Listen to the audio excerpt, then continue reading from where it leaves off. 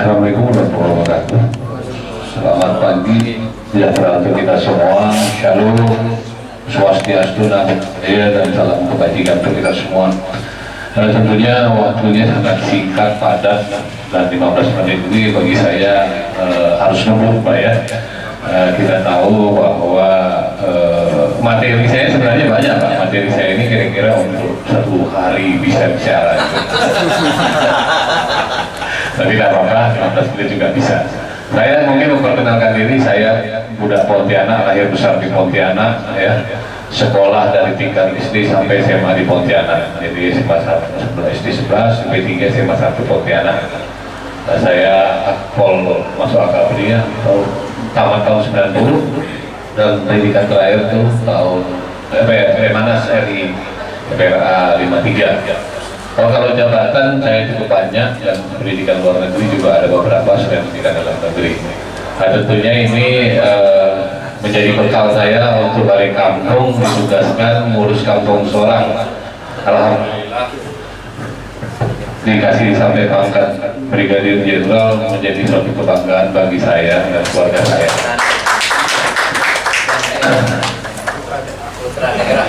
Putra daerah, tapi tidak kepingin jadi kepala daerah. Oke, karena intelijen itu tugasnya adalah deteksi dini dan cegah dini, tentunya saya bicara di sini yang berkaitan dengan itu. Mungkin langsung slide berikutnya. Ya, masuk ya slide, ya maju, ya. Nah, ya mau turun lagi ya. Apa sih yang jadi problem kita ini? Lihat dari judul dari di atas bahwa kondisi Kalimantan Barat pada pemilu 2019 kemarin cukup dinamikanya ya cukup lumayan ya. Kalau dari data yang ada di kami, tentunya ada beberapa yang menjadi catatan-catatan penting bagi Kalimantan Barat, yaitu pada saat 2019 kemarin itu munculnya dinamika sosial politik yang pada pemilu 2019, yaitu munculnya penggunaan politik identitas. Nah, ini cukup dominan, sehingga sampai terjadi berbagai gangguan kamtipmas yang muncul di beberapa wilayah kita. Nah, kemudian terbentuknya polarisasi di masyarakat, ya, karena kontestasi pada saat itu antara Pak Joko Widodo dan Pak Prabowo cukup tajam, sehingga polarisasi juga terbentuk di masyarakat. Untuk memenangkan menjadi pemimpin tertinggi di negara ini ternyata butuh pengorbanan yang besar, ya. Yang berkorban siapa? Yang berkorban rakyatnya untuk menentukan siapa pemilihnya. Namun setelah terpilih, yang calon-calon sudah berkawan, masyarakatnya tak berkawan. Ada mama sama bapak-bapak satu rumah pun berkelahi gara-gara beda pendapat, ya kan, calon siapa menjadi pemimpin republik ini. Tapi begitu selesai pemimpin yang sudah menang dan kemudian dia kalah juga dirangkul untuk masuk dalam kabinet, mama sama bapak tetap tidak sependapat dengan ya. Itu terjadi polarisasi yang ada di wilayah di masyarakat kita. Kemudian meningkatnya konflik bernuansa sara dan beberapa kejadian yang pada saat itu mulai muncul. Kemudian beredarnya isu-isu hoak dan ujaran kebencian. Saya yakin semua agama tidak ada yang mengajarkan atau membenarkan adanya fitnah. Fitnah itu pasti paling keji dan paling kejam. Namun pada saat pemilu, pada saat pelaksanaan pilkada dan lain sebagainya, kayaknya kalau kita memfitnah orang itu kayak legal gitu ya. Nah, artinya norma-norma keagamaan, norma-norma keimanan, keibadahan kita itu seperti ada legalisasi di media sosial gitu. Nah, ini potensi-potensi yang muncul pada saat kemarin, sehingga sampai ada dibilang anak PKI lah, yang pokoknya macam-macam lah, sadis-sadis kadang-kadang, saling menyerang. Ya. Ini semua by design, ya, by design. Sehingga kultur atau budaya orang Indonesia yang tadinya dengan pengamalan Pancasila yang baik, saling menghormati, tenggang rasa, terpos seliro dan lain sebagainya. Karena kepentingan-kepentingan tertentu, apalagi dengan berkembangnya teknologi, sehingga kita seperti terjadi pembenaran terhadap hoax itu. Kemudian konflik sosial kerusuhan pasca penghitungan suara pilpres terjadi beberapa daerah di kita kemarin, ya, sampai ada yang meninggal di Pontianak Timur dan lain sebagainya. Ya, yang meninggal kasihan, yang jadi presiden tetap jadi presiden, gitu. Nah, korban menangis, kan, gitu. Kemudian sengketa pemilu, nah, gugatan ini bagaikan cinta, ya. Baik KPU, jadi KPU, jadi Bawaslu, bolak-balik dipanggil sidang MK ke Jakarta terus, ya kan? Karena ada beberapa gugatan sampai di tingkat kepala daerah. Kita menghadapi pemilu yang sedikit berbeda dari 2024. Ya. Perbedaannya kenapa? Kalau nyoblosnya sama, kotak suaranya sama, beda gambar aja. Cuman waktunya dalam 1 tahun kita melaksanakan 2 kali pemilihan. Pertama pemilu untuk pemilihan presiden dan legislatif, yang kedua kepala daerah dilakukan secara serentak. Nah, ini kita membutuhkan ekstra pemahaman kepada masyarakat. Jangan apa yang terjadi saya gambarkan di pemilu 2019 ini tidak lagi terjadi di kita, ya. Yang sudahlah, kata judul lagunya begitu, kan, gitu. Kita hadapi dengan judul lagu baru, ya, gitu, kan. Ya. Kita bangun dengan lagunya kemesraan, kalau bisa. Lewat siapa? Lewat KUP. Oke. Yang lanjut slide berikutnya. Nah, kita lihat potensi stabilitas Kabupaten Kalbar pada pemilu 2024 karena intelijen selalu memandangnya visioner ke depan. Apa sih yang kira-kira yang bisa menjadi hambatan dan pelaksanaan atau gangguan stabilitas Kabupaten Barat di 2024? Riak-riaknya sudah ada, ya. Kemudian mulai penghangatan suhu politik sudah mulai, mesin-mesin politik sudah mulai bergerak, ya kan? Dan mulailah muncul dukungan-dukungan yang dilakukan oleh kelompok-kelompok. Nah, ini kita langsung sudah bisa memprediksi, ya kan, sudah muncul dukungan kepada bakal calon presiden pada Pilpres 2024. Deklarasi kelompok Ganjar, deklarasi kelompok Sandiaga, deklarasi kelompok Anies Baswedan, deklarasi kelompok Pak Prabowo. Karena Pak Jokowi udah tidak bisa lagi, cukup 2 periode, jadi udah cukup lagi, kan, gitu kan. Tapi yang akan mengikuti konsultasi bakal calon untuk jadi pemimpin nasional sudah mulai ada di Kalimantan Barat.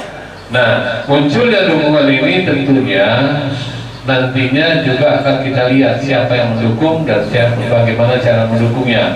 Apakah pendukung-pendukung ini termasuk di dalam kelompok-kelompok yang berafiliasi kepada kelompok-kelompok keras, atau yang memang hanya sekedar pengen mengikuti pesta demokrasi. Kalau yang namanya pesta itu harusnya kita joget-joget nyanyi sama, ya kan, nggak berkelahi-kelahi sama-sama, kan, gitu. Namanya pesta, kalau saya pesta berkelahi-kelahi kan lucu, kan, gitu, ya. Kemudian munculnya ormas-ormas kesukuan. Nah, ini muncul, sudah mulai nih, ya, banyak sekali muncul ormas atau menjelang tahun politik, ya. Terakhir, kalau nggak salah minggu depan saya ada undangan di Sanggau, kalau nggak salah itu untuk Gerdaya, ya, kalau nggak salah, atau apa gitu.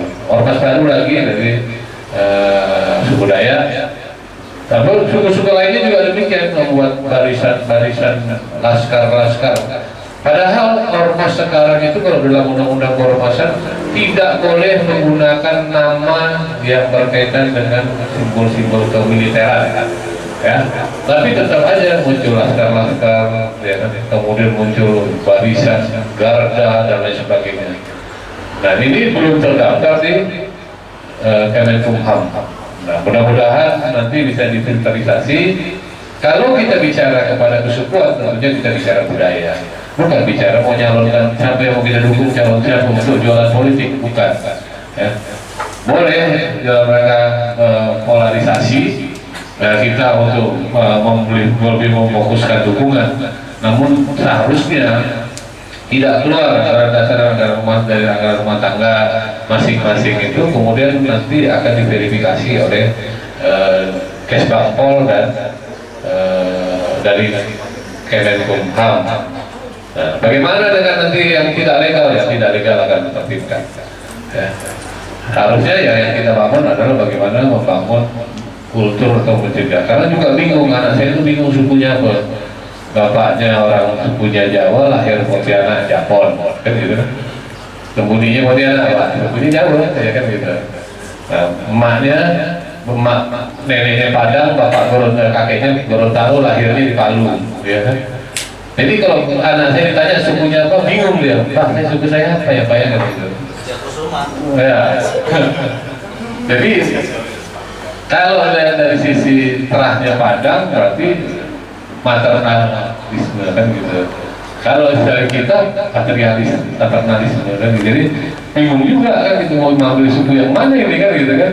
Tapi tidak apa-apa, saya bilang kamu sukunya adalah Indonesia asli. Gitu. Jadi sebenarnya nanti suatu saat kalau ada ormas-ormas kesukuan yang memanfaatkan potensi-potensi politik untuk jualan, lama-lama akan hilang karena generasi ke depan kita juga bingung. Ya. Namun kita tetap harus mengajarkan akar budaya. Oke, lanjut. Enggak, tunggu turun dulu, masih ada poin.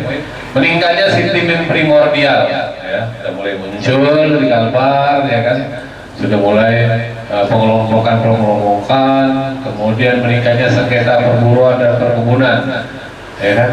Sekarang yang muncul rasa sekarang tuh orang-orang yang tak punya kebun, jadi bingung gitu kan. Ya kan kemarin harga sawit anjlok, yang muncul rasa ketua POM Agus Tiadi. Tanya kebun kau berapa hektar? Tak ada. Dia apa muncul rasa? Ya, aneh kan gitu kan? Ya, banyak lagi dari sekian pengurusan itu. Jadi orang-orang yang memanfaatkan penderitaan orang lain untuk jualan politik dia. Gitu.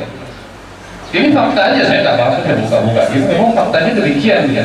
Artinya ada oportunis politik yang harus kita waspadai, ya kan? Dia sengaja mengompor-ngomporin orang yang lagi susah, mengompor-ngomporin itu untuk bikin rusuh Kalimantan Barat. Jadi saya tidak kepengen, makanya saya buka-buka aja, saya ngomong apa adanya aja kan gitu. Supaya masyarakat kita cerdas, melihat siapa yang wajib kita didomani dan siapa yang bisa kita ikuti, kan gitu. Nah kemudian buruh, tidak pernah buruh-buruh pelabuhan itu selama ini kalau saya jelas tidak lama mencari makan ya jelas kan gitu.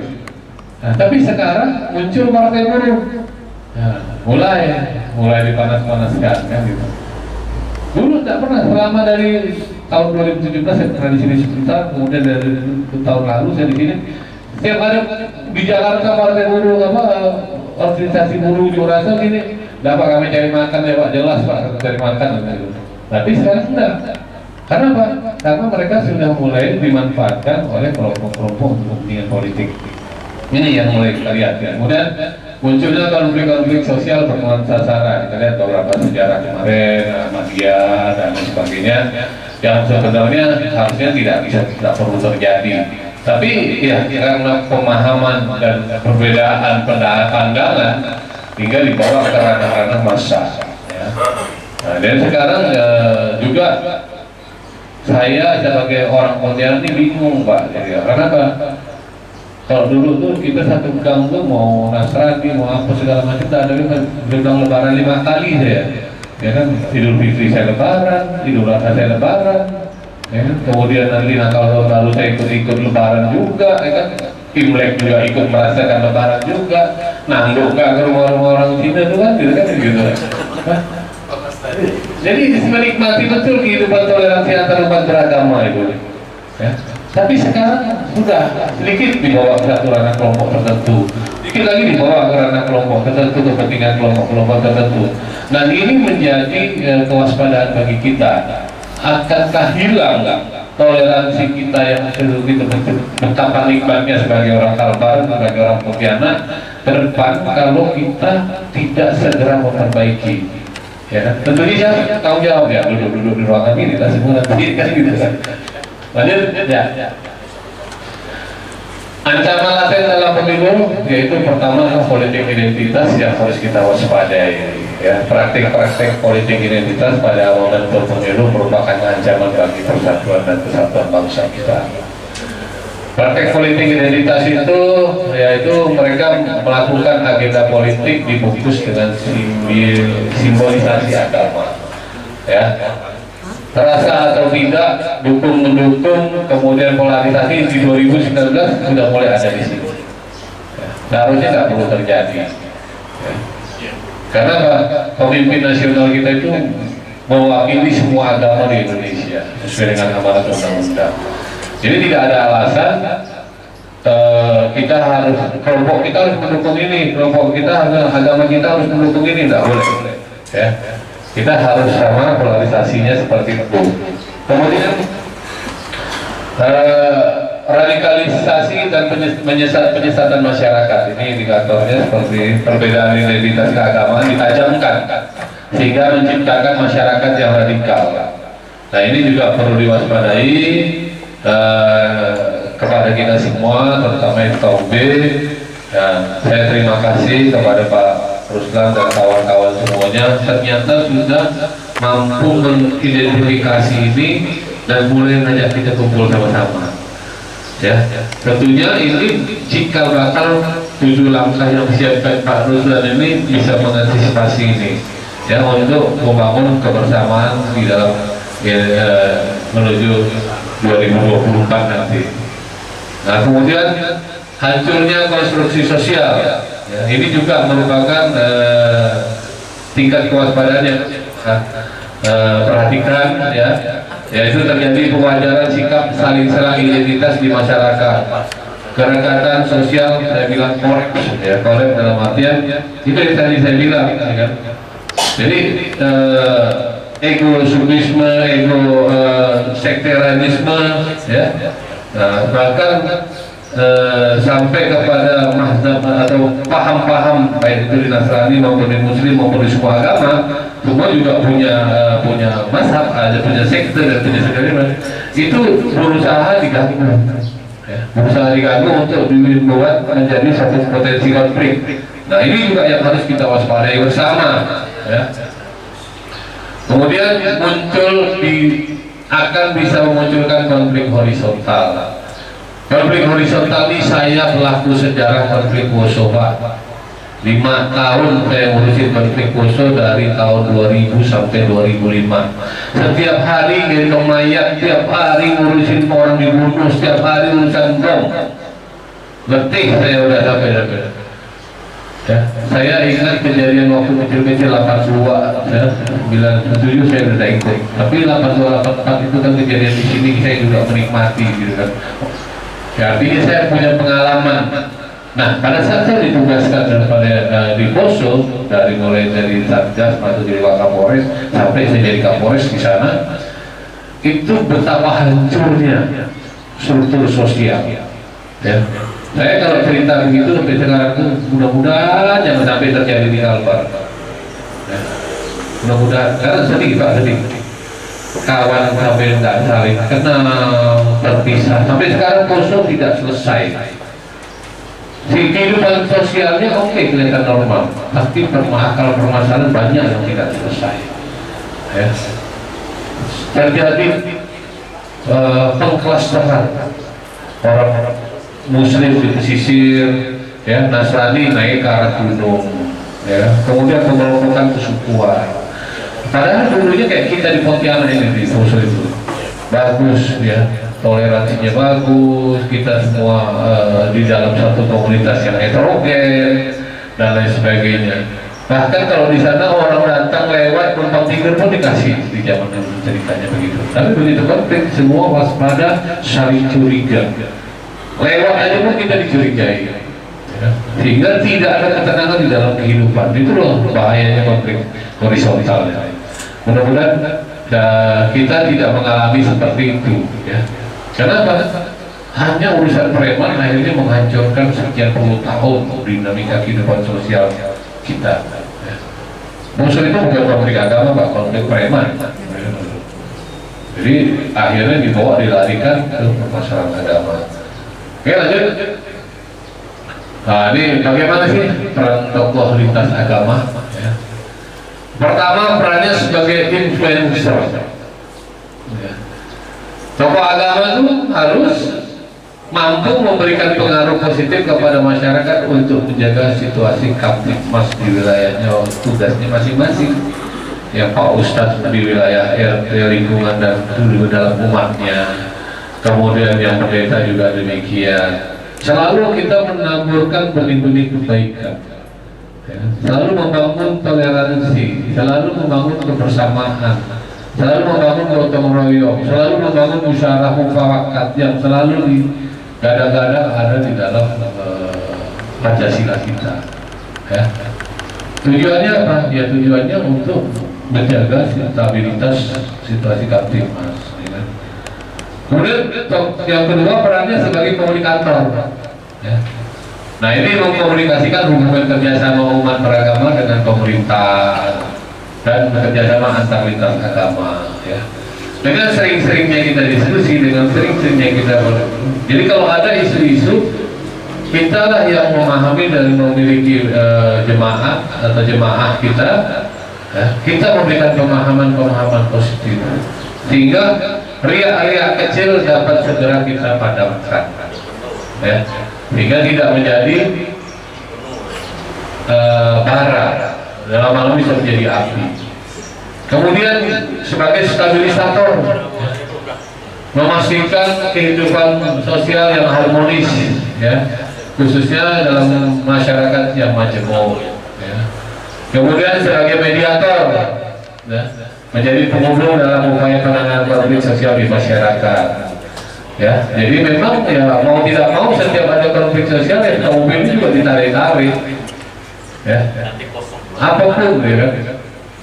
Lalu diajak ketokohan-ketokohan daripada pemuka agama ini menjadi sentral untuk mendinginkan suasana. Kemudian gatekeeper, ya, untuk mencegah, ya, sebagai penghambat terakhir. Kalau di dalam main bola itu, ya itulah kiparnya itu, kalau bahasa orang Melayu bilang kiparnya itu yang mantap, gitu kan, gitu. Penjaga gawang, nah, penjaga gawang, jadi gatekeeper, ya kan. Nah, bagaimana kita mencegah masuknya pengaruh negatif, hoax, ujaran kebencian dan provokasi akibat daripada maraknya tahun politik. Yang seperti saya bilang tadi, jangan sampai fitnah itu dijadikan pembenaran. Ya, caranya apa ya? Kita selalu menasihati masyarakat kita, ya, untuk mengingatkan minimal di lingkungan terkecilnya adalah keluarga. Ya, jangan lagi emak-emak dulu yang duduk sambil cari kutu bergosip, sekarang bergosipnya di media sosial. Oh, zaman dulu Bu ya, kalau di kampung-kampung duduk di tangga tuh, nah dari tangga paling atas sampai bawah itu sambil cerita sambil cari kutu kan gitu, cari umpan, cari kutu lah gimana. Nah sekarang sudah enggak, ya, sambil TikTok tadi kadang-kadang menyebarkan informasi-informasi palsu. Jadi kita sering ingatkan karena memang media sosial dijadikan sarana untuk memecah persatuan dan kesatuan bangsa kita. Ya. Kalau aplikasi keagamaan itu sedikit sekali yang mau ikut, apalagi mau buka-buka. Tapi kalau TikTok, ya kan, full. Ya. Coba cari ceramah misalnya Abdul Somad, kita paling lihat 100.000. Coba lihat apa? YouTuber jutaan, ya kan? Padahal entah perampok apa ya, kadang-kadang bingung juga gitu. Urusan dengan suhana pun masuk ke situ. Urusan itu coba lihat dulu. Saya pernah lah, saya kutip lah contohnya kayak Atta Halilintar. Anak nangis pun dimasukkan YouTuber, kalian nonton jutaan lagi kan gitu. Nah, ceramah tokoh agama tak ada yang dengar. Paling berapa jam? Nah, kalau yang normal ada dasar nih. Kalau siapa yang bekas komika itu yang jadi pendeta, yang orang Manado, nah, itu banyak followernya. Tapi kalau pendeta yang asli nggak ada Pak yang menjaga. Ya. Dan ini kan dinamika sosial yang harus juga kita cermati. Gitu, kan. Ya kayak Abdul Somad banyak karena banyak lawannya, ya kan, Ustaz dan saatnya, artis ya, banyak juga followernya. Karena cara menyajikan itu dimulai dari dulu Jainuddin MZ, ya kan gitu, almarhum. Nah, tapi kalau yang ceramahnya serius-serius, tak ada mau gimana pun tak ada kayak lihat ya gitu. Padahal mungkin itu yang lebih benar gitu. Tapi semua pemimpin agama pasti mengajarkan kebaikan. Nah inilah perannya peran tokoh lintas agama di FKUB ini sebagai influencer, komunikator, stabilisator, mediator, dan gatekeeper. Ya, mudah-mudahan ini nanti apa yang menjadi masukan saya selaku Kabinda bisa bermanfaat. Ya, kemudian supaya nyata tokoh lintas agama dalam merawat kerukunan di 2024 ini kerukunan beragama ya, yaitu melakukan edukasi masyarakat dan sinergi dengan pemerintah. Edukasi dengan masyarakat ya menyebarkan pemahaman keagamaan yang moderat, ramah, damai, dan toleran, memfilter isu, opini berita, narasi negatif dari kelompok kepentingan, memperkuat wawasan kebangsaan agar masyarakat memiliki imunitas, kemudian memberikan pemahaman atas situasi dan isu strategis yang berkembang. Jadi jangan kita tidak apatis dengan lingkungan, tak boleh juga. Jadi kita juga memberikan pemahaman edukasi kepada masyarakat. Kemudian membentengi masyarakat dari kejahatan, kebatilan yang mengatasnamakan agama serta merugikan tanah air Indonesia. Ingat, NKRI itu sebagai tempat tanah kita yang berpijak, ya itulah yang kita harus betul-betul pertahankan. Belum, termasuk setelahnya belum ya. Nah, kemudian bagaimana sinergi dengan pemerintah, kerjasama mewujudkan pemilu yang adil dan demokratis. Nah inilah supaya Pak Ketua KPU tak pusing, Bawaslu tak pusing, ya kan? Makanya FKUB kita bikinkan kerjasama dengan KPU bersama-sama. Kemudian memastikan sarana dan prasarana ibadah tidak digunakan dalam rangka kegiatan politik pada pemilu 2024. Membatasi penggunaan simbol-simbol keagamaan dalam konstelasi pemilu 2024 ini sudah tertuang di dalam Bawaslu ya. Kemudian nanti tinggal Pak Bawaslu ngawasinya. Jadi kalau ditegur sama Pak Bawaslu jangan marah-marah ke Bawaslu, memang ada aturannya Pak ya, ya kan, nah, gitu. Jadi lewat FKUB mungkin bisa diperjelas lagi nantinya, memberikan informasi secara cepat dan tepat kepada pemerintah jika ada indikasi muncul potensi konflik di masyarakat, yang kemudian kerjasama dalam pembinaan serta pencegahan konflik sosial di masyarakat. Lanjut ya, tentunya itu saja waktu saya, mungkin lebih dari 15 menit. Saya mohon maaf apabila dalam penyampaian saya ada kesalahan itu punya saya, ya kan. Namun sebagai manusia biasa mungkin saya juga masih di dalam taraf yang normatif. Saya sampaikan, tentunya di dalam diskusi nanti kita akan lebih bisa saling memberikan pemahaman. Saya akhiri dengan wabillahi taufiq wal hidayah. Wassalamualaikum warahmatullahi wabarakatuh.